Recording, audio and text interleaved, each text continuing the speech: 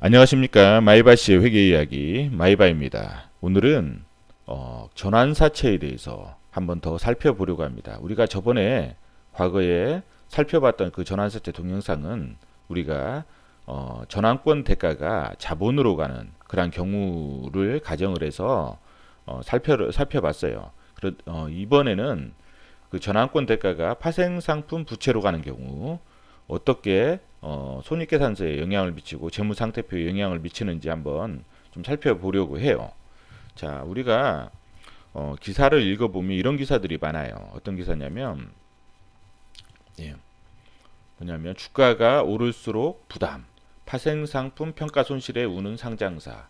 뭐냐면 그 전환사채나 신주 인수권부 사채를 발행을 했는데 그 전환권 대가나 신주 인수권을 파생상품 부채로 인식을 해서 뭐냐면 주가가 오를 때 손실을 인식을 해서 그 손실 때문에 자본 잠식률이 발생한다는 거죠.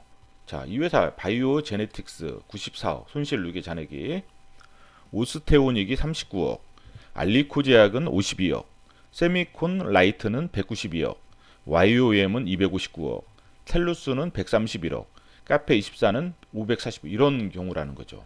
여기 보면 동성제약이라는 회사도 전환사채 관련 파생상품 평가손실 인식, 엠젠 플러스 파생상품 평가손실 발생, 에코마이스터 총 67억 규모 파생상품 금융부채 평가손실 발생, 카페24 파생상품 평가손실 실적과 무관, 이런 식으로 이 회사는 이렇게 앞서 공시한 파생상품 평가손익의 경우 회계상 평가손실로 인식할 뿐 실제로 손실이 현실화되거나 현금 유출이 일어나는 내용은 아니다.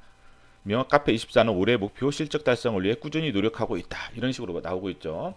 그 다음에 YOM 주가 상승에 따른 전환사채 관련 파생상품 평가손실 발생, 세미콘 라이트 파생상품 평가손실 실적과 무관 하반기 신사업 기대, 텔루스 131억 규모 파생상품 평가손실 발생, 이런 부분이죠. 이런 부분이고, 자, 그래서 우리가 지금 저번에 우리가 전환사채를 배울 때 전환사채 뭐예요? 전환사채는 사채가 어떻게 되게요? 전환 주식으로 전환할 수 있음. 그러면 뭐예요? 사채는 없어지고 주식 자본이 되는 거죠. 그래서 투자자 입장에서는 뭐예요? 만기까지 보유하면 만기 이자를 받을 수도 있고, 주가가 오르면 뭐예요? 주식으로 전환을 해서 시세 차익을 얻을 수도 있다. 이런 식으로 배웠잖아요. 그래서 뭐예요? 전환권 대가는 대부분의 회사들이 전환권 대가는 뭘로 해요? 자본으로 갔어요. 다 자본, 기타 자본 잉여금으로 자본으로 대부분이 회사들이 처리를 한다고요. 자, 근데 실제로는 뭐냐면 우리가 아이파레스 같은 경우는 자, 전환사채를 발행하는 회사가 있고, 그렇죠. 이 전환사채를 발행했을 때 투자하는 보유자가 있을 거 아니에요. 투자자가. 그렇죠. 투자자가 있어요. 항상. 투자자 입장에서는 어차피 금융상품이에요. 금융상품이고, 자, 발행자 입장에서는 뭐냐면 확정 수량과 확정 금액의 조건을 충족하는가. 이 말은 뭐냐면 그 픽스가 돼 있냐는 말이에요. 금액이 수량과 전환사채로 인해서 주식으로 우리가 전환할 수 있는 그 주식 옵션 있잖아요. 옵션. 그 주식 전환 옵션을 행사했을 때 그 주식 전환할 수 있는 그 수량과 그 금액이 픽스가 돼 있냐. 픽스가 돼 있으면 고정이 돼 있으면 뭐예요? 자본으로 보고, 고정이 안 돼 있다. 수량과 금액이 고정이 안 돼 있다. 그러면 부채로 봐야 돼요. 원칙이. 이 원칙이에요. 원칙. 이 말은 뭐예요? 전환 시 어떤 주식 수량을 전환 시점에 주가 등이 연계해 결정하는 조건. 이 말은 뭔 말이에요? 전환 가액 조정이잖아요. 리픽싱. 예, 그렇죠. 리픽싱이라고 하죠, 우리가. 리픽싱. 전환 가액을 조정해요. 전환 가액은 주가가 떨어지면 그만큼 전환 가액이 어때요? 전환할 수 있는 금액이 행사가 줄어들잖아요. 그러면 주식 수량이 늘어나잖아요. 그렇기 때문에 원칙적으로 보면 픽스가 안 돼 있잖아요. 그러면 다 전환사채를 발행할 때는 파생상품 부채로 하는 게 원칙이에요. 원칙. 이 원칙이에요. 근데 대부분의 회사들은 자본으로 처리한다고요. 이렇게 돼 있는데도 이거는 뭐냐면 그 금융감독원에 예규가 하나 있어요. 금융감독원에 그 예규가 있어가지고 이 예규가 뭐냐면 예규라는 건 뭐냐면 회계 처리가 좀 애매하잖아요. 애매할 때 좀 뭔가 이제 물어보는 거예요. 금융감독원에다가 이러이러한 회계 처리는 어떻게 합니까? 이런 식으로 물어보면 이제 금융감독원에서 이제 문서로 이제 대답을 하는 거죠. 그 대답이 뭐냐면 그 리픽싱과 관계없이 파생 상품 부채로 보지 않는다. 이러한 답변을 했어. 금융감독원에서.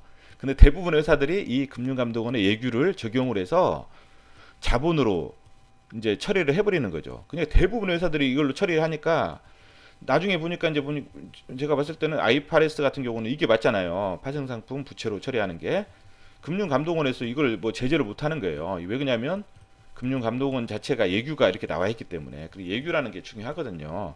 그래서 이제 원칙은 이제 이거예요. 이게 이론적인 부분은 뭐냐면 수량이나 금액이 픽스가 돼 있어야 돼요. 픽스가 안 돼 있으면 파생상품 부채로 봐요. 이게 이제 회계학 책에도 나와 있는 내용이고 그러면 근데 대부분 회사들이 픽스가 안 돼 있는데 리픽싱 조항이 있는데 다 자본으로 본다는 말. 이것은 뭐냐면 금융감독은 예규를 바탕으로 해서 자본 처리를 하는 거죠. 대부분 회사들이. 그러면 이제 파생상품 부채로 그래서 우리가 이제 정보 이용자 관점에서는 뭐냐면 실제로는 이거지만 이것이 잘못됐다고 막 주장할 게 아니라 뭐냐면 우리 정보 이용자 관점에서는 그러면 뭐 어떻게 해야 돼요? 우리가 재무상태표를 봐야 돼요. 재무상태표를 봐서 항상 전환사채를 발행하는 회사들은 보면 전환사채 그 공시사항을 보고 리픽싱 조항이 있잖아요. 리픽싱 조항이 있으면 원칙은 파생상품 부채지만 재무상태표를 봐봐요. 금융감독원의 예규가 있잖아요. 예규를 바탕으로 해서 회사들이 자본으로 처리했다. 자본에 보면 주석사항에 보면 나와 있어요. 주석사항에 보면 그 자본의 상세 내역이 나와 있으니까 자본에 보면 뭐예요? 전환권 대가가 자본에 포함되어 있다. 그러면은 뭐예요? 이 회사는 자본으로 처리했구나. 이것만 아시면 돼요. 그 다음에 뭐냐면 재무상태표를 보고 그 파생상품 부채로 전환권 대가를 처리하는 회사들은 주석사항이 파생상품 부채 세부 명세에 뭐 전환권 대가 이런 부분이 나와요. 무슨 뭐 몇 회차 전환사채 이런 식으로 해서 기록을 해놓는다고요. 그러면 이 회사는 파생상품 부채로 처리했겠구나. 이렇게 하시면 돼요. 그냥 이렇게 잡으시면 돼요. 이렇게 잡으시고 뭐예요? 이 파생상품 부채로 처리하는 회사들 같은 경우는 뭐예요? 단기간에 주가가 오르면 뭐예요? 나중에 이 회사는 뭐예요? 주가가 오르면 그만큼 뭐예요? 우리가 줘야 될 주식 수량이 늘어나잖아요. 그러니까 줘야 될 손실이 발생한다는 개념으로 보시면 돼요. 손실이 발생한다. 그렇죠. 손실이 발생한다. 손실이. 자, 그러면 뭐예요? 지금 이 부분은 우리가 이제 근데 여기서 한 가지 더 하셔야 될 게 뭐냐면 이 전환권 대가는 뭐냐면 옵션이에요. 옵션. 주식 전환 옵션. 그래서 평가가 그냥 일반 어떤 시가나 막 이런 걸로 평가하는 게 아니에요. 옵션 같은 경우는 옵션 가격 모형으로 평가를 하거든요. 이 말은 뭐냐면 옵션 같은 경우에 레버리지 효과가 있기 때문에 뭐냐면 주가가 이만큼 오르더라도 평가 손실은 뭐냐면 훨씬 몇 배로 이렇게 무한대로 커져요. 상당히. 옵션 같은 경우는 우리 선물 옵션이 그러잖아요. 선물 옵션 레버리지 효과 때문에 손실은 훨씬 더 많이 커진다는 거예요. 그래서 발행회사의 발생이 아니라 발행회사의 주가가 오르면 평가 손실이 상당히 커진다는 거예요. 훨씬 더 주가가 오른 것보다 훨씬 더. 그래서 어떤 회사들은 이 평가 손실 때문에 뭐예요? 그 자본 잠식이 일어날 수도 있어. 자본 잠식. 코스닥 같은 경우는 자본 잠식 조건이 있잖아요. 아까 그 뉴스 봤죠? 잠깐만요. 여기 보면 이런 부분이 있다고요. 이렇게. 그러면 코스닥 회사들은 뭐예요?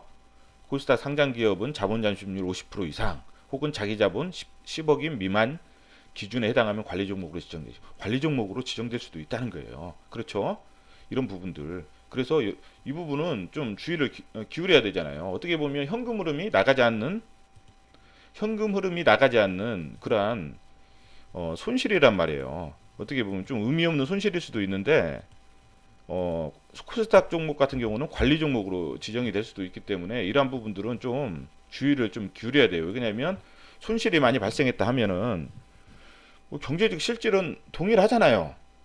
이 회사하고 A라는 회사하고 B라는 회사 실질은 동일한데 어떤 회사는 자본으로 돼 있어서 부채 비율이 낮아지고 어떤 회사는 부채로 있어서 부채 비율이 훨씬 높아져요. 그리고 뭐예요? 공정 가치로 평가하면서 평가 손익도 발생해서 단기 손익에 영향을 미쳐. 근데 현금 흐름은 전혀 상관이 없어요. 이 회사하고 이 회사하고. 그렇죠.